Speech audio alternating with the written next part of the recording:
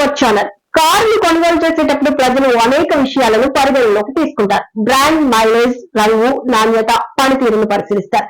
వీటన్నిటిని గమనించి ఇప్పటికే ఆ కారు వినియోగిస్తున్న వారి అభిప్రాయం తీసుకుని ముందడుగు వేస్తారు. ఇప్పుడు కొత్తగా భద్రతకు ప్రాధాన్యం ఇస్తున్నారు. ముఖ్యంగా 5 స్టార్ సేఫ్టీ రేటింగ్ ఉన్న వాటిపై ఆసక్తి చూపుతున్నారు. ఈ నేపథ్యంలో తయారీదారులు న్యూ కార్ అసెస్మెంట్ రేటింగ్ కార్లను విడుదల చేస్తున్నారు. రోడ్డు ప్రమాదాలు జరిగినప్పుడు కూడా ఇలాంటి కార్లలోని ప్రయాణికులు సురక్షితంగా ఉంటారు. అయితే ప్రమాదాలు జరిగినప్పుడు ఈ కార్లలోని ప్రయాణికులు 100% సురక్షితంగా ఉంటారని చెప్పలేం. ఎందుకంటే కార్ల తయారీ కంపెనీలు చేసే టెస్టులకు బయట జరిగే ప్రమాదాల తీవ్రతకు మధ్య అనేక తేడాలు ఉంటాయి. ప్రయాణం సమయంలో యాక్సిడెంట్ జరిగినప్పుడు కారులోకి వారికి అయ్యే గాయాల తీవ్రతకు అంచనా వేయడానికి క్రాష్ టెస్ట్ చేస్తారు. ఇందుకోసం కారులో పెద్దలు, పిల్లల ఆకారంలో బొమ్మలు ఏర్పాటు చేస్తారు. వాటి తల, కాళ్ళు, చేతులు, గుండె తదితర ప్రదేశాల్లో సెన్సార్లు అమర్చారు. ఈ కారును ఇతర వాహనాలతో ఢీకొట్టిస్తారు.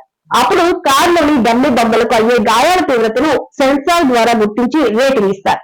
ఇటీవల విడుదలైన Maruti Suzuki Dzire global NCAP crash test లో 5 స్టార్ రేటింగ్ నమోదు చేసింది. ఈ ఘనత సాధించిన మొదటి కారుగా పేరు పొందింది.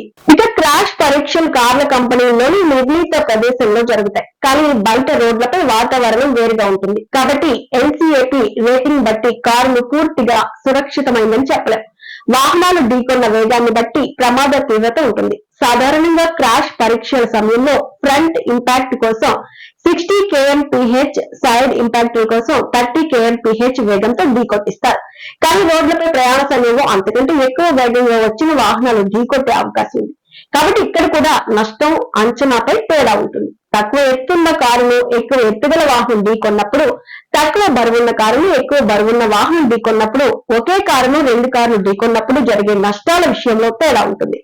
కార్ల తయారీదారులు చేసిన పరీక్షల సమయంలో ఇంత నష్టం జరిగే అవకాశం ఉండదు. 5 స్టార్ రేటింగ్ ఉన్న కారు నడుపుతున్నప్పటికీ మానవ తప్పిదాల కారణంగా ప్రమాద తీవ్రత పెరుగుతుంది. ఒక్కోసారి ప్రాణాపాయం కూడా జరగచ్చు. ఆధునిక కార్లలో అనేక కొత్త భద్రతా ఫీచర్లు ఉంటాయి. వీటిపై కార్ల యజమానులు, డ్రైవర్లకు అవగాహన ఉండకపోవచ్చు. నిర్లక్ష్యంగా డ్రైవింగ్ చేయడం, ట్రాఫిక్ భద్రతా నియమాలను పాటించకపోవడం వల్ల ప్రమాదాలు జరుగుతాయి. వాటి వల్ల కలిగే నష్టాలను అంచనా వేయలేం.